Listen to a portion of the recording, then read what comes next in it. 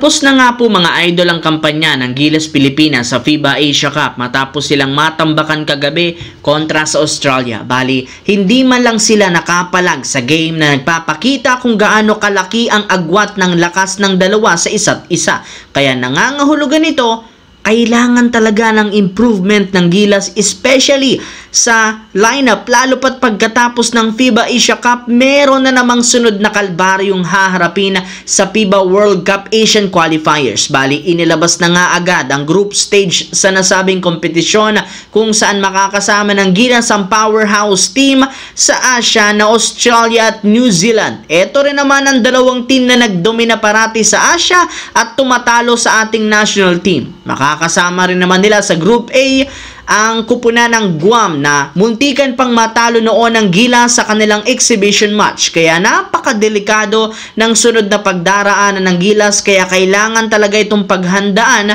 kung ayaw nilang mapahiya muli sa international stage. Samantala, kahit man hindi pa kompleto ang official lineup ng Los Angeles Lakers, mismong si Coach JJ Redick nang nagsabi, kasalukuyan siyang gumagawa ngayon ng game plan at estratehiya para sa ikakapanalo ng kupunan. Alam na rin naman ito na tapos na ang Lakers sa paggawa ng ilang malalaking pagbabago, lalo patuluyan na rin naman nilang nabuo ang 10-man rotation na pangungunahan ng starting lineup.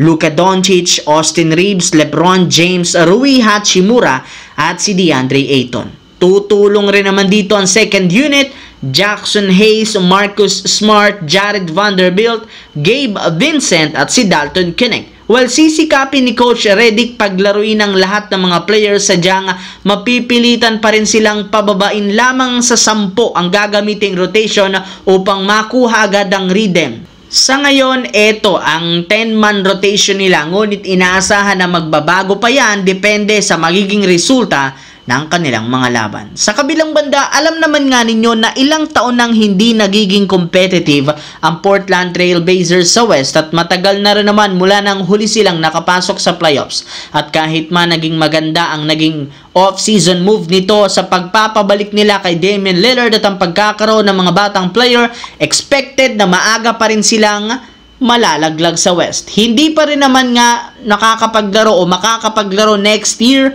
si Lillard dahil sa Achilles injury, kaya wala rin sapat na experience at talento para makasabay sa ilang mga top team sa West. Kaya hindi na nakakagulat bakit sinukuan na sila ng mismong team owner na si Paul Allen matapos ibalita na ibinenta na nga ang prangkisa ng Portland Trail Blazers sa California Hurricane owner na si Tom Dundon na nagkakahalaga ng $4 billion ayon sa ibinulgar ng ESPN.